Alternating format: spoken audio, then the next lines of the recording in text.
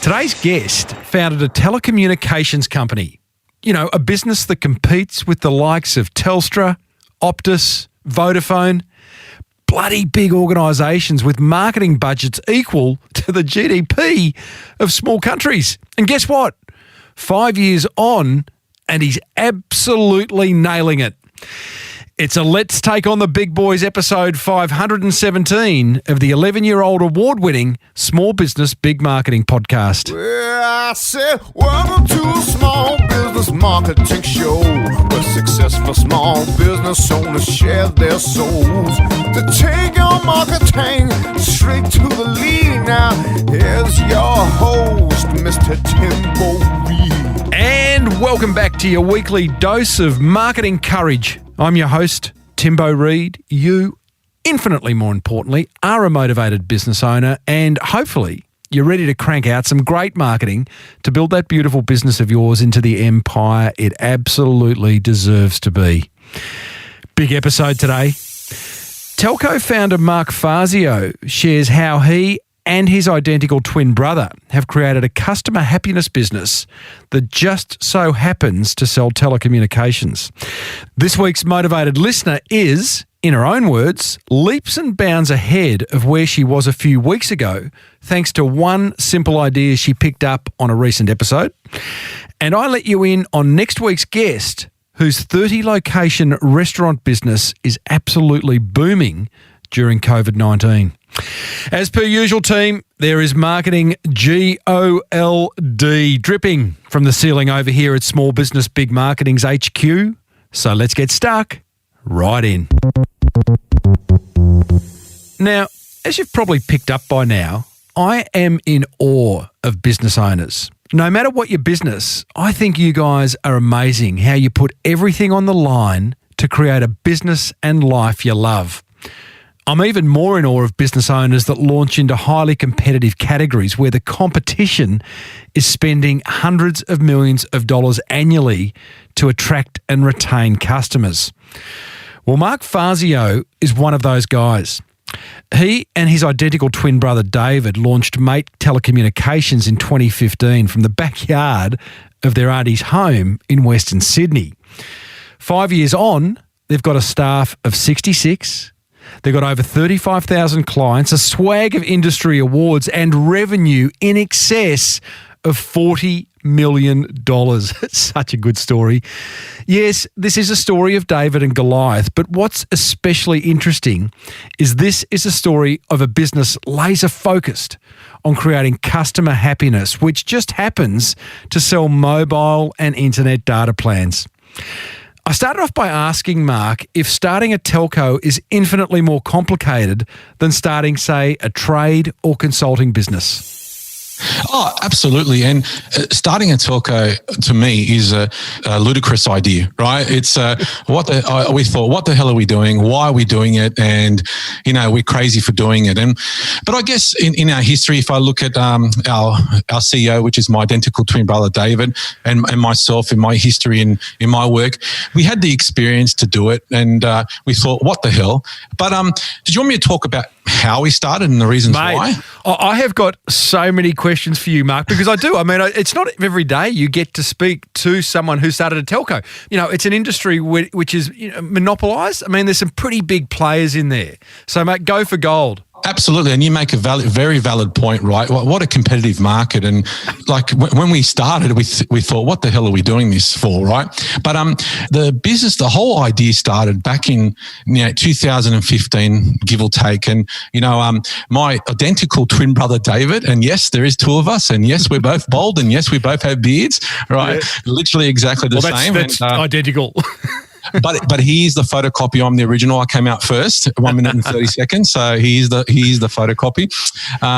My brother David, he worked for a corporate business that sold telco networks to people like us at Mate, and so he had the experience of wholesaling his network that he was representing to businesses like us. So he had the understanding of what it meant to build a network, buy airtime, and bandwidth, and all these different things. And what happened was that my twin brother, is a very very corporate, highly paced role, and he suffers a lot from anxiety and things like that. And I think it was really getting to him, and he has a young family, and at that point, and it was really taking over from him. And I was actually at that point, I was working at Microsoft, and I was leaving to move to Singapore in April 2016. And I remember, I think maybe it was New Year's Day on 2016. I said, "That's enough. Let's cut the crap, Dave, and let's get you out of the corporate world.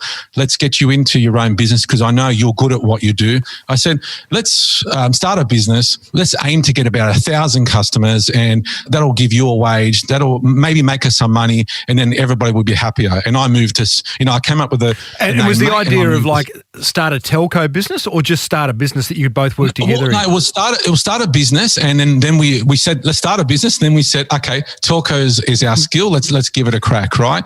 And look, and there's a couple of things for that as well. One, it all started from giving him a better life.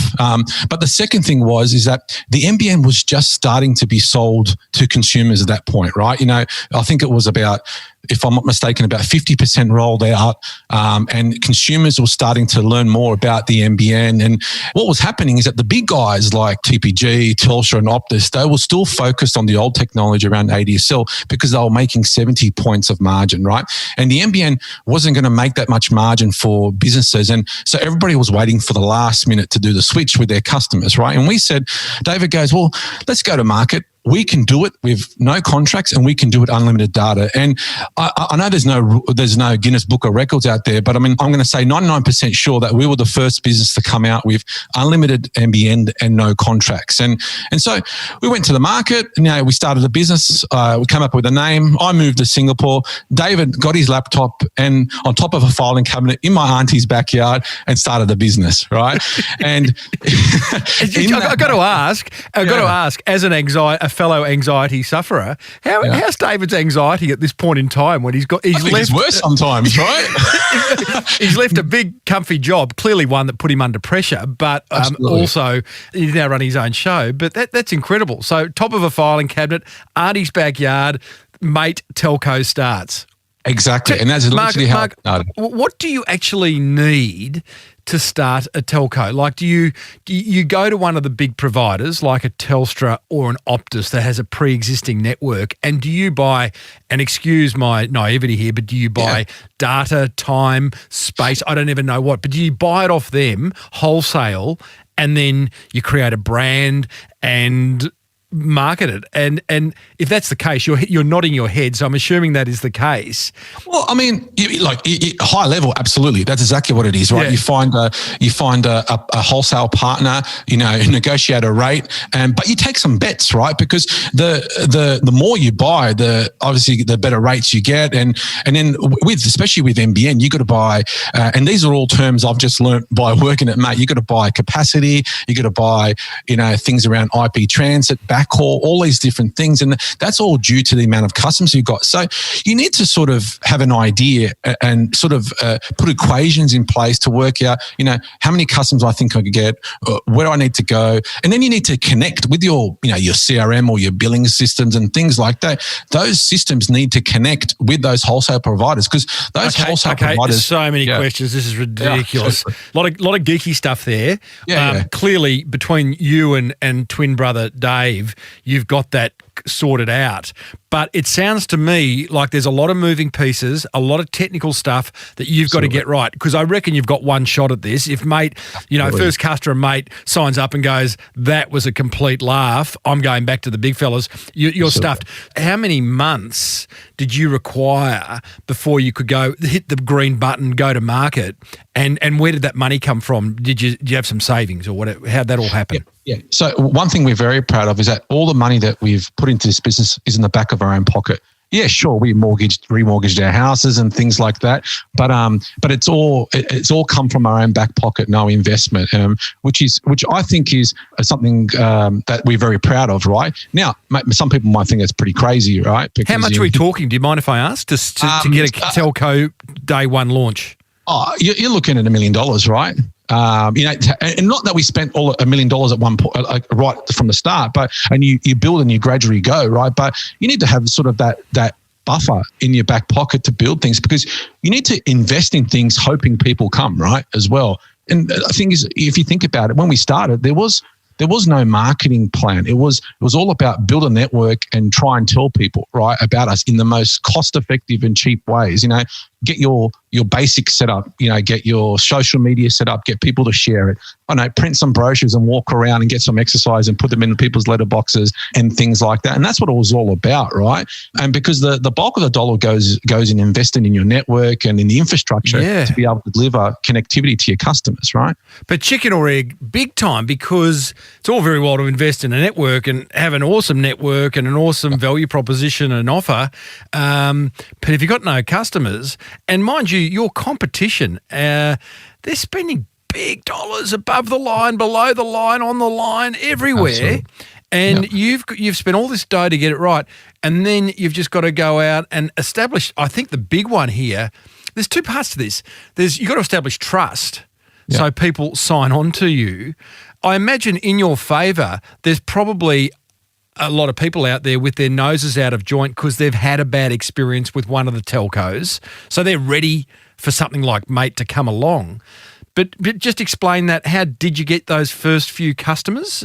So, look, I mean, in the telco market, and you would know, in a lot of industries, there's a lot of what they call comparison sites, right?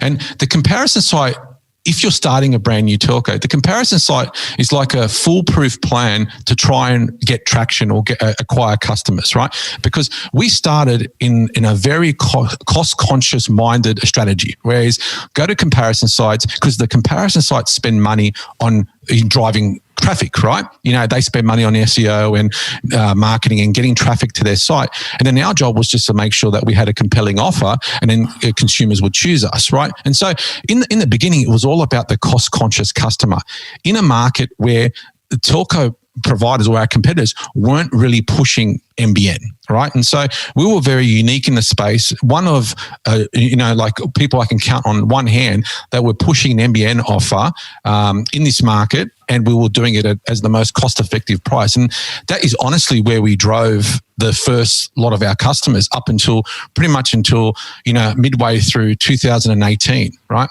And so from comparison sites. From comparison sites. How do you get listed on a comparison site? Do you pay to play? Do you hope they pick you? Oh, you do? Yeah, okay. Yeah. So it depends on a bunch of things, right? So comparison site, you literally, some of them you pay per click, some of them you subscribe to, but most of them are you pay per click, right? So we're talking about like iSelect, for example, in Australia as a comparison site. Yeah, but iSelect I would classify a comparison site that has a sales channel. So you pay on conversion, right? Where there's comparison sites like finder.com.au, CanStar Blue, Whistleout, for example. And Whistleout is probably the biggest one for telco, and you pay per click on their site, right? And so if you're going on the site and you search, okay, I want no contract, I want unlimited data, I want to pay this much a month, then it'll filter out your options, and then you would come up in comparison against your competitors, and then the relevant consumer will choose the offer or the IDs that are, that they think that makes sense to them. And then there's a button on that comparison site that you click. When somebody clicks that button, that's when you pay, right? Okay. So a couple of things. Ironically, correct me if I'm wrong, isn't mates.com.au a comparison site? Mates.com.au? Yeah. I just did a bit of research. I've seen it, to be honest with you. Ah, okay, yeah, because I was wondering why you've gone with the website you've had, which is letsbemates.com.au, which is how to find you guys. But ironically, I just want to take a step back because we're now we now understand how you've got your first customer. I'm actually keen to understand why the name Mate.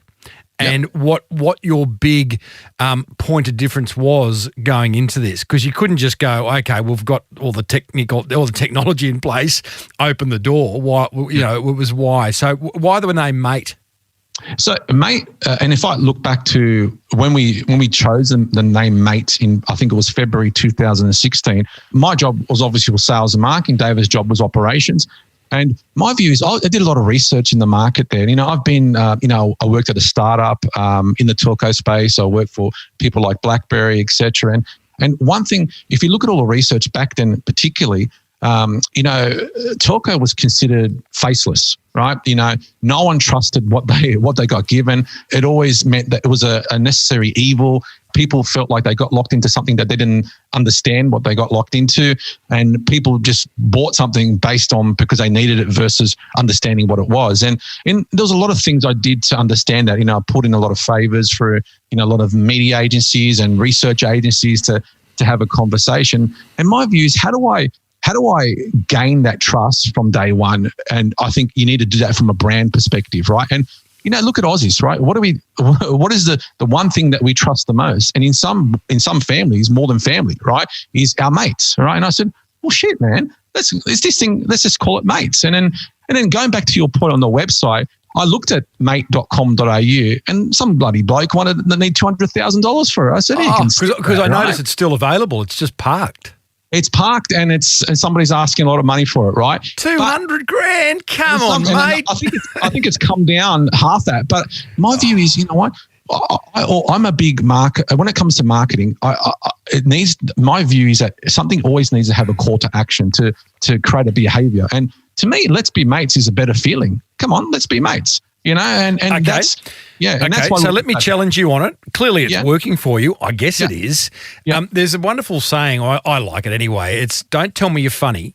Tell me a joke. All right. Okay. I could argue that we're mates. Let's be mates. We're a friendly brand, and you're going to love us because we're going to be your mate. And I'm like, as a customer, come on, buddy. You're not my mate. You just want my money. So how do you flip that and gain the trust and get people to really? I guess an acid test for you is if a customer says, you really are like a mate, you really do care. Yeah, well, I mean, two things there, right? I think one, it comes with our brand values and our brand statements, right? Which I start with, we went straight out with no contracts. We went straight out with unlimited data for NBN. We went out with all Aussie call center. So every single person we have is onshore. And we also went out with 1 month risk-free guarantee. So it's we said that unbelievable. And I'll add to that, no setup fees, no plan change fees. No plans change.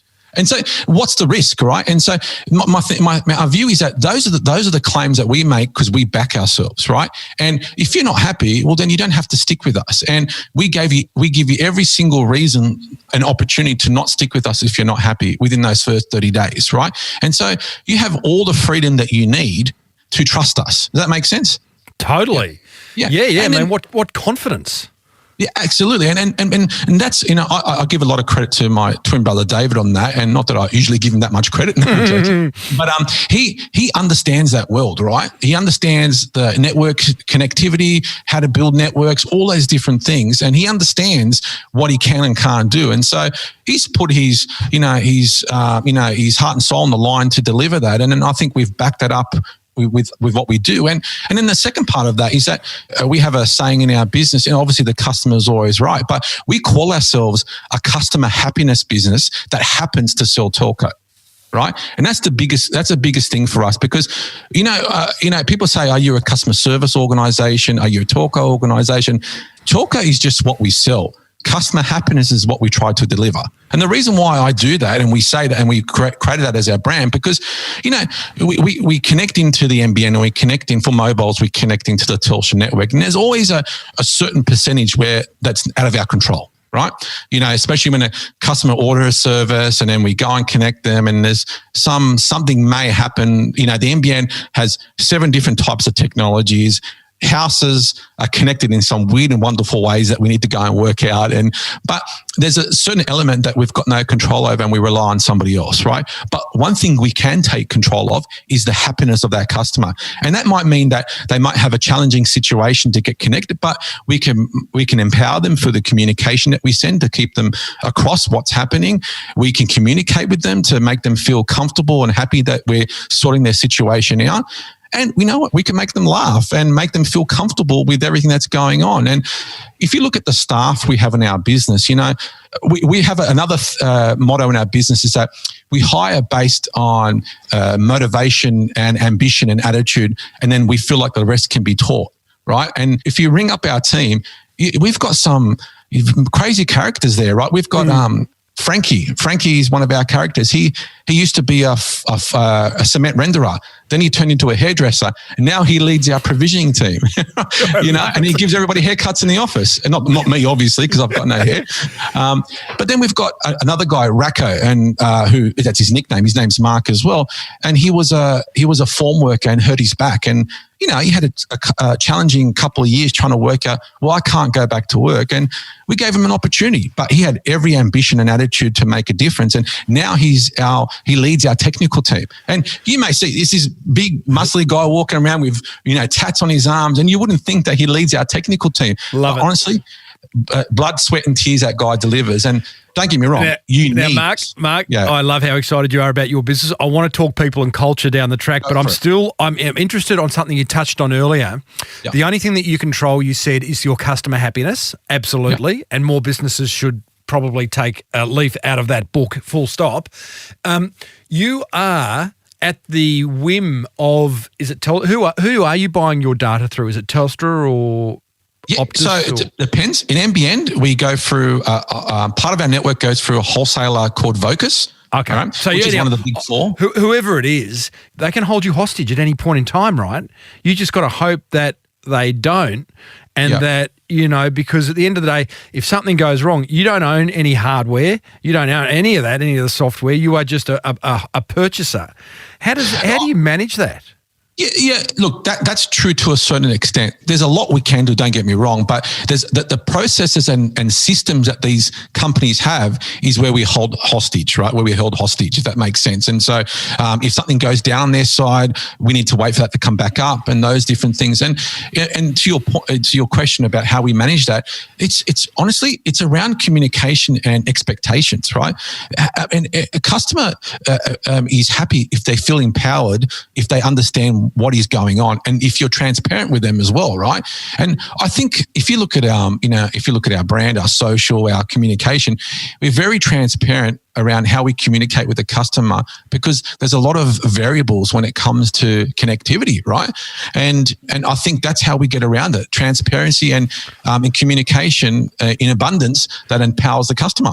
Let's cut to that chase. What is the secret sauce to making a customer feel empowered? It's regular communication, the right, obviously, communication, and then your tone of language. Like we're very big on, we answer the phone, "How you going, mate?" We keep it real, we keep it normal. We use words like in our scripts, like, "Oh, bugger, that's no good," or whatever it is. And I think we humanize what we do, and the connectivity brought. And look, not bagging our competitors, but a lot of our competitors have overseas call centers, and they use the terminology like, buzzwords and connectivity and local area network and all these different things. We say, the thing that plugs into the back of the modem, make sure it's the lights are on and things like that. And I think that's the secret sauce to us, right? It's our tone. It's replacing big words with the right words that make sense to customers every day. Mate, I love that. You are a brand with your own language, and really, actually how it should be. It's all the others that have gone and created this kind of tech speak, which none of us want to hear. It's scary stuff, but it's how it... Yeah, if I look at NBN, they have all these different technologies like FTTP and FTTC and all these different things. I'm a marketer, I work in this business. Even I don't even understand half of it, right? So, the good thing is that because I don't understand it, I can try and dumb it down. And I don't know if dumb down is the right word to use, because we're not making it dumb. We're just making it easy. Yeah. Tell me, you get your first customers through these comparison sites, Mark. Things are starting to go well. Just describe to us that first 6 months as you are starting to build the beast. Well, it's hard to give you an exact example on the floor, because I was living in Singapore and everything I was doing, sales and marketing wise, I was doing on the weekends while I was doing my job at Microsoft. And so, but if I give you my understanding of the floor, and, it started literally in this big, what we call a cabana room, where my auntie holds her parties with our family, and David's in there by himself, surrounded by, because there's about 90 of us, cousins, wives, we're Italian, that's what happens. And then as we grow, you see, another family member join the business, our cousin Ross, who started building Google Docs sales sheets to creating our own CRM through things like Zoho to implementing things like Asana and those things. Woo! Getting serious. Yeah, getting serious. That's right. And that's where you saw it, right? And every time we had 1,000 customers at that point, we brought a new person on, right? Because then we could manage them. And then all of a sudden, before you know it, we had nearly 30 people in my auntie's backyard using swipe cards to get in like it's an office. And it just grew out of nowhere. Hang on, over what period of time? April 2016 to, June 2018, we grew. And in October 2018, we entered the Deloitte Fast 50 just for shits and giggles, right? Yeah. And we came back with the second fastest tech growing company in Australia, just behind Afterpay, right? And we thought, well, crazy, this thing's really working. And at that point, the council were getting up us for having all these cars parked on the street, and then neighbours were going, "What the hell's going on here?" With people using swipe cards to get in my auntie's backyard, all right? And so then, obviously, my brother David yelled at me on the phone and said, "This thing is working. Whatever you're doing is working. Whatever we're doing is working. Get your ass back here from Singapore and let's give this thing a proper crack." And I said, "All right." And then last year, if you think about it, I'm not sure if I'm jumping ahead, but last February is when I officially moved back. And that's when we really went to market, right? And then we've probably doubled the business since then as well. What gave Dave the sense that this is time for Big Brother, 1.5 minutes older, to move back? Is it going nuts? But what happened though, right? The biggest thing was that we went nuts.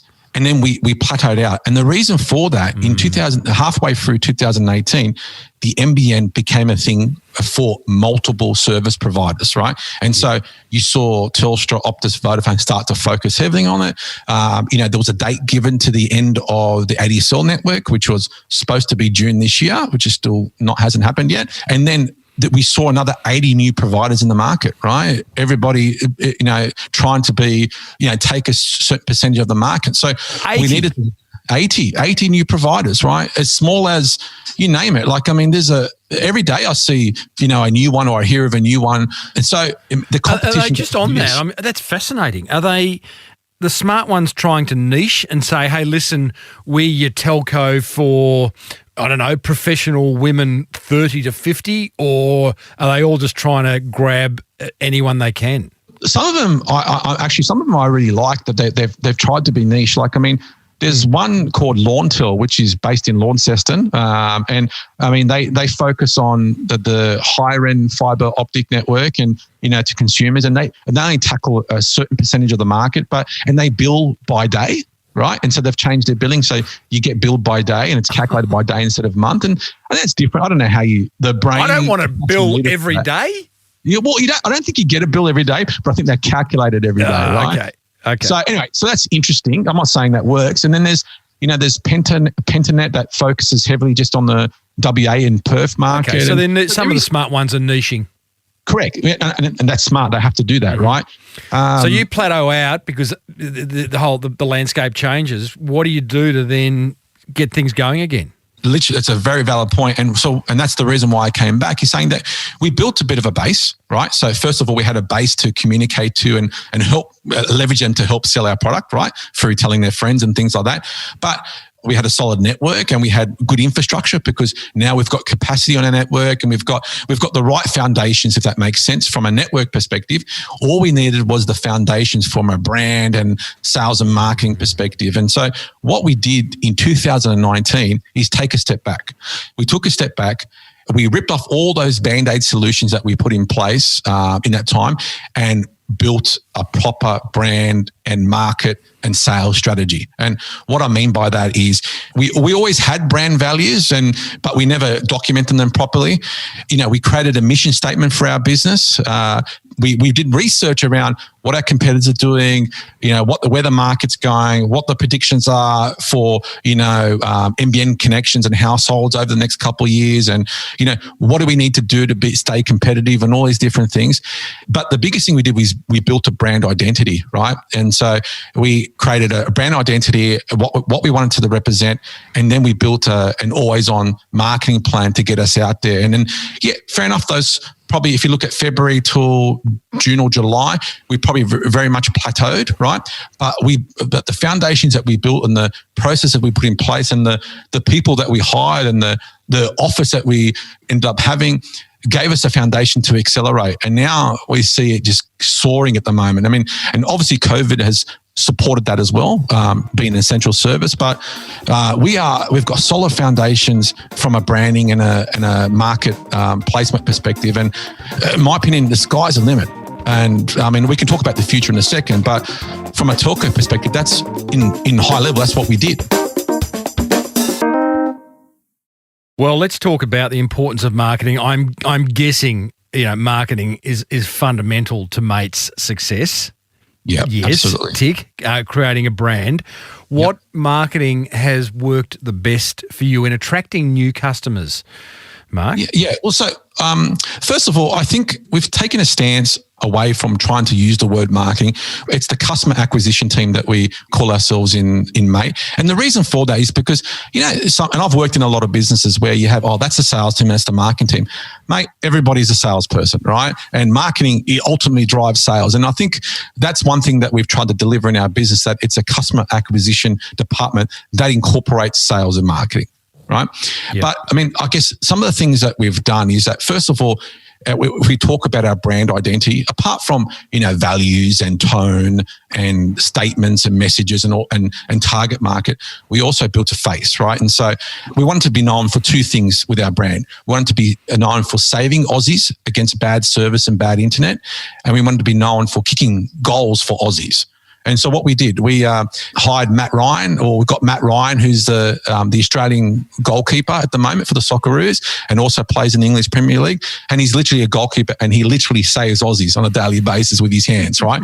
And we said, mate, makes sense. Let's get him on board. And the other one was that we wanted to be known for kicking goals for Aussies. And who better kicks goals for Aussies at the moment than Samantha Kerr, right? Or Sam Kerr, she likes to be called. And do you want to explain who she is? So Sam Kerr is Australia's football women's team captain for the Matildas. She also plays in the WS League in England for Chelsea. So she's the world's highest paid women's footballer at the moment. And she chose us and a bunch of other people to be a face of our brand, which we're very proud of. So that was the identity part. And just on that, I'm interested. Two big ambassadors, they wouldn't come cheap. How do you approach them? Do you just go to their management company, and how do you negotiate a price, and how much you're paying them? I know you're not going to answer that last question, but I thought I'd ask anyway. Well, look, I mean, for us, I wouldn't call it. I think they're very cost effective, and I've been involved in brand ambassadors and things in the past. Maybe football is not as big in this market as it is elsewhere, as we all know. But I've got to be honest. Matt Ryan approached us. Right, so which was a good thing, and so Matt is a very smart guy. He's 27. He knows he hasn't got a career in football for the rest of his life. He's made some money and he's doing some really good things. How does he amplify his brand, right? And so he reached out to us, and I think his family had personal experiences by being our customers and things like that.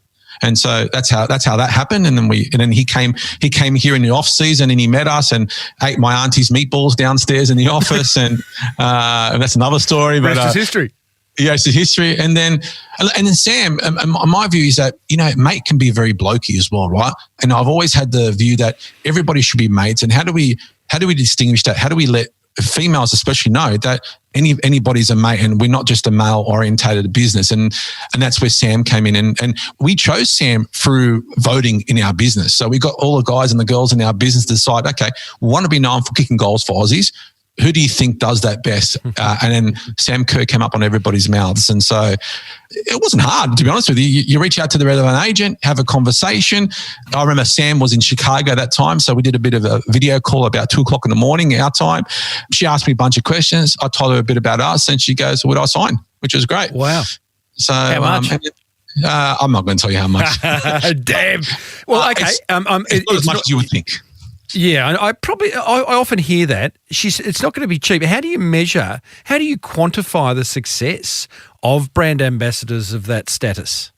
Well, I mean, it's a good question, and it's probably there's no foolproof plan out there to do that, right? But I mean, we do a lot of research. We ask people, about did you see this ad, and through some focus groups and some online marketing, and you ask things like, did you see this ad, or do you remember this ad, or things like that.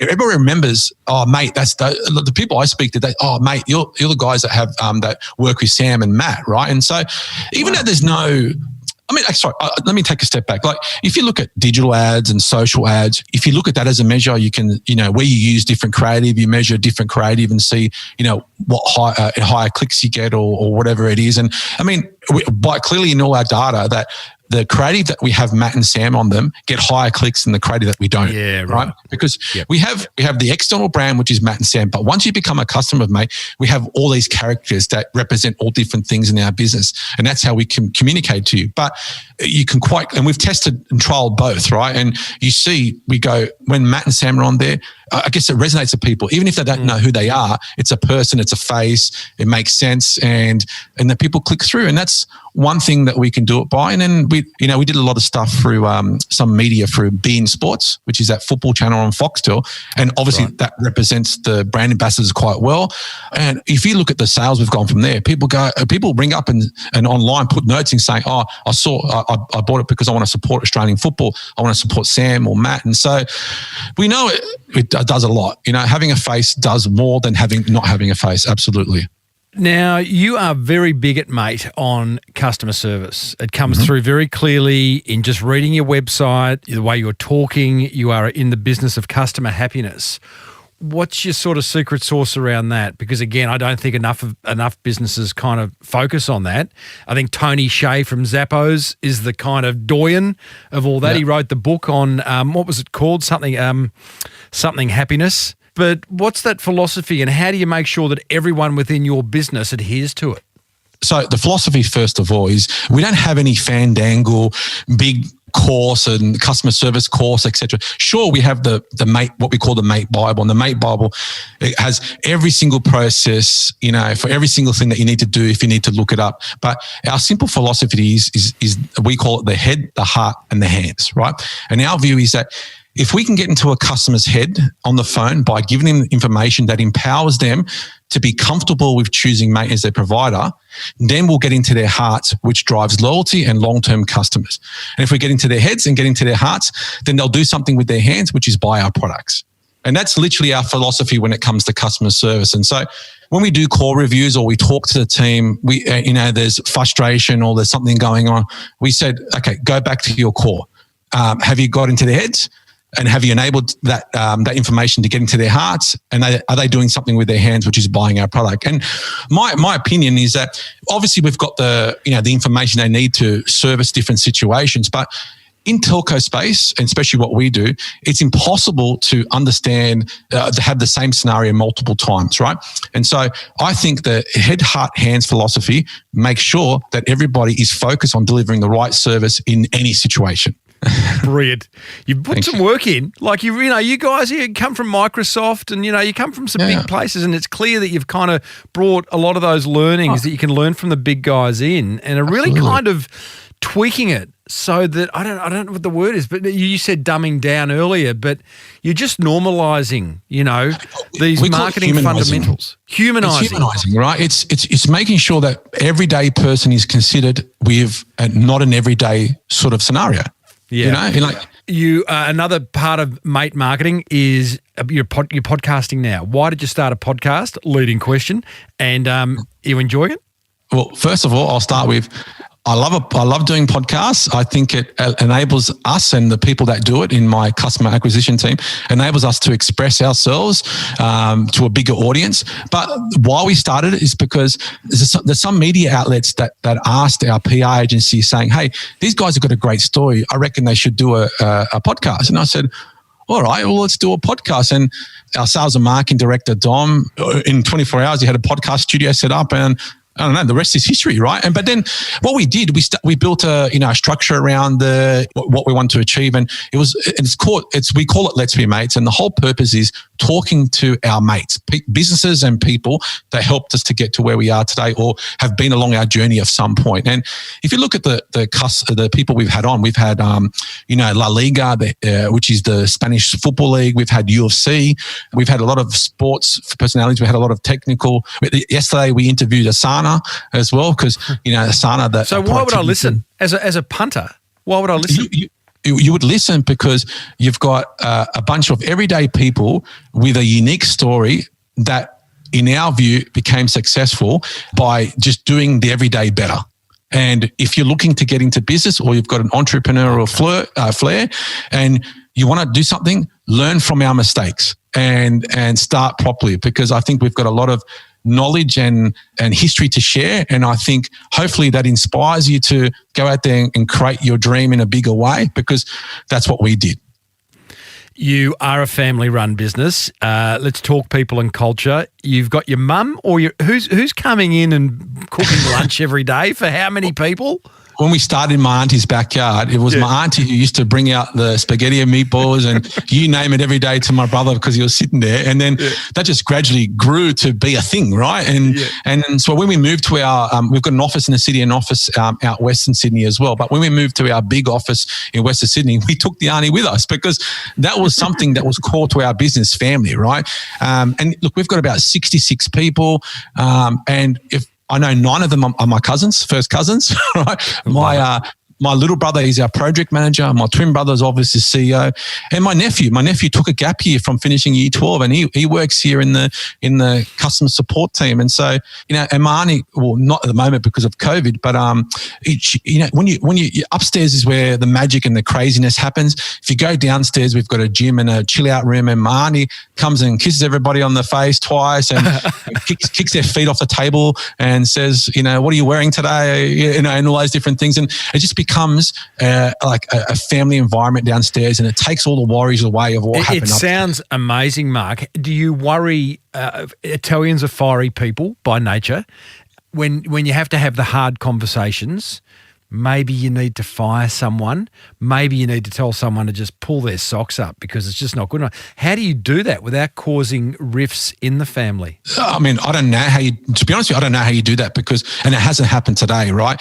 But I think if you look at our history where my auntie and my mum are sisters and all the cousins that work here, all our mums are sisters, right? And, and if you look at our mums and our dads, they all migrated in, troublesome times, and, a lot of them didn't speak English when they migrated here, and they learned English, did it hard in regards to working, and gave us everything that we have today to be able to achieve what we've done. And I think that respect and that understanding, that sacrifice that they gave to allow us to do what we do, we don't take it for granted. And another thing as well in this business, I feel like everybody knows where they start and finish with their role. And I think that's key, right? There's not a lot of overlap in regards to ownership, if that makes sense. Everybody overlaps in general, but everybody owns their part. And I think clarity. I think we have this 3-step process, right?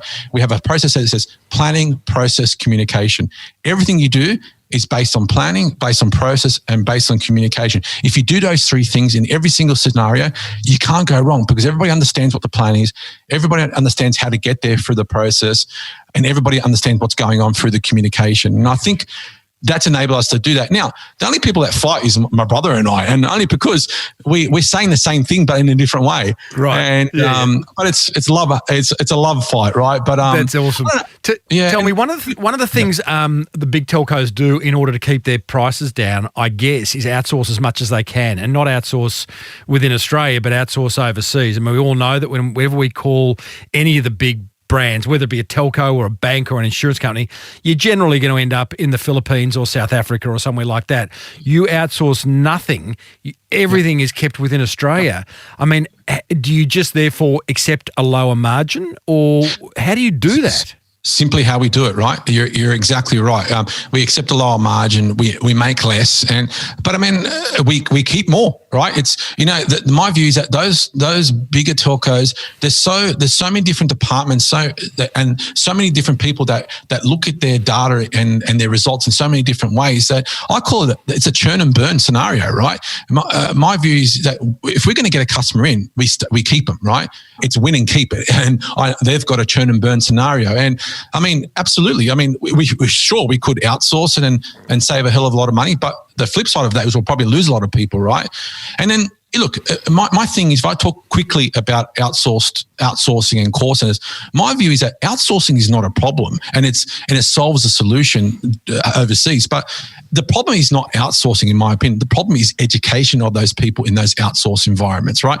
If you're a big telco that outsource, what happens is in the Philippines, you give them a book, and what's in that book is all they can help, right? And anything that goes outside of that, they have no clue. And that's where customers get frustrated, right? Whereas our customer service staff here, they've all connected NBN themselves because they live in this country. They understand the market. They understand what the competitors are doing. They understand the products because they've got them in front of them. And you can't beat that, right? You can't teach that, is what I'm trying to say. Couple of minutes left, Mark. What's the future hold for Mate? Well, we've been focused very heavily on in the past on cost-conscious customer. Now we're very focused on the value customer and passion customers, right? So we know the more value we can deliver to a customer and the more passions that we can hit are going to drive us long-term customers and more customers. So think of bundling new services on one bill. Think streaming services. Think entertainment. All those different things that make sense to somebody in a telco space, in a telco world. Think, branding by association. Think of some key sponsorships and things out there in the market that we potentially will partner with as well. But mate, you are saying all this with a big, big smile on your face. You're clearly pretty excited. I speak to a lot of businesses that would be deemed successful right this minute, but you just feel like you're one of those ones that is in day one, and there's such a great future ahead. Oh, look, yeah, exactly. And look, I think we're planned. We've got the right backing. We're not a business that's running on a loss. We're doing really well, and everything that we're doing seems to be resonating, and we seem to be winning. And I'm excited about what the future holds. I think we've got the right people and the right plan to make a difference. Are you going to float? Are you going to sell? I mean, you must have people knocking on your door. Yeah, we do. And, like I mentioned probably before, we've never taken on cash, and that's something that we need to consider as well. But, I mean, floating in the future, we're years away from that, I think. You never know what happens, right? But, look, mate, we've got the plans that we want to succeed and we want to deliver to the market. We want to make sure, like our mission statement, it's with everyday people providing products consumers want with the value and service they deserve, and watch for that service and that value come true in the next 12 months. Mark Fazio of Mate Telco. It's an awesome story. letsbemates.com.au is where you can go and sign up. And what's on the menu today, Mark? Is it a carbonara or is it bologna? I got my auntie just bought in some cannoli, so that's not good for the waistline. That's definitely not sure. But hey, you can't complain. All right, buddy. I'll just get stuck into this punnet of blueberries I've got next to me. Thanks so much for sharing, brother. Mate. No worries. Thanks for having me on. What a great story. And by the way, what a great lunchtime menu. I reckon I'd put on like 10 kilograms a week if I worked at Mate Telecommunications. Here's my top 3 attention grabbers from that chat with Mate's Mark Fazio. Attention grabber number 1. I love how he says Mate is a customer happiness business that just so happens to sell telecommunications. Puts a completely different spin on how he takes that business to market, even just from a marketing messaging point of view. Attention grabber number 2. On top of that, I love how Mark empowers the customer by giving them every reason to not stick with them. This seems counterintuitive, but once a customer decides to stay with Mate, it would appear they're a mate for life. Excuse the pun. And attention grabber number 3, I love how the brand has its own language. And this is such a powerful point of difference in a world of sameness in which we find ourselves. What kind of language could you create for your business? Might be a fun little exercise to do with you and your staff. That's what grabbed my attention. Whatever grabbed yours, good, bad, or indifferent, leave a comment in the show notes over at smallbusinessbigmarketing.com/517. Come on down. It's Timbo's Monster Prize Draw. Oh, yes, indeedly, doodly. It is time to reward another motivated listener for listening to this podcast, number one, but more importantly, for taking some serious marketing action, for implementing. Today's winner is Gina of Wallendella Designs. Now, I don't even know what Gina's surname is because she didn't have it in her email or her email signature. But that's okay. Here's what she had to say. She said, "Hey, Tim, Gina from Wallendella Designs here. I've only recently stumbled across your podcast and have instantly become hooked on the amazing guests you have on your show and the nuggets of gold they share about their personal business journeys. Love it. You know, I was talking earlier about a brand having its own language. I love how Gina is repeating some of the language I use for my brand, like gold. Hey, we love that. She goes on to say, for me, one thing that stood out in episode 508 was Michelle Young's idea of creating a wholesale database through searching the white pages listing. This is genius, she says. I've been approaching retailers to stock my handmade products for some time, but searching them and making contact with them one by one has been difficult. This idea of Michelle's, and by the way, Michelle's, she was the pop-up store expert. She has put me leaps and bounds ahead of where I would have been a few weeks ago approaching retailers, and I've saved so much time to do other things within my business. Thank you for the amazing podcast and endless resources that are allowing me to project and further my business. Cheers, Gina. Gina, well done to you for taking the trouble to let me know that and for implementing. You've won a full range of Liars spirits. They're non-alcoholic spirits valued at over $500, $75 voucher to get a torsion bar, a Bonjoro license, vouchers for Sendall and Tradies. You get some Mr. Lee's noodles, promotion on this show, and a backlink in the show notes, which Google absolutely love. Well done to you, Gina. Everyone else, send me an email. One idea you've learnt from this show and implemented, what impact it's had on your business. Keep it short. If I read it out on air, you win. Well, that should almost do it for episode 517. Feel free to leave me feedback over at smallbusinessbigmarketing.com/517, where you can grab a copy of my popular marketing text, The Boomerang Effect. Next time around, we catch up with Rami Yickmore, whose 30-location restaurant business called Rashay's is booming during this affected and infected times. Incredible what he's done. He's made some genius moves in an industry that's really been negatively impacted by COVID. Very interesting chat next week.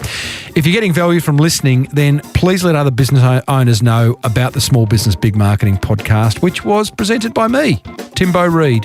Until next time, thank you so much for tuning in. May your marketing be the best marketing. Bye for now.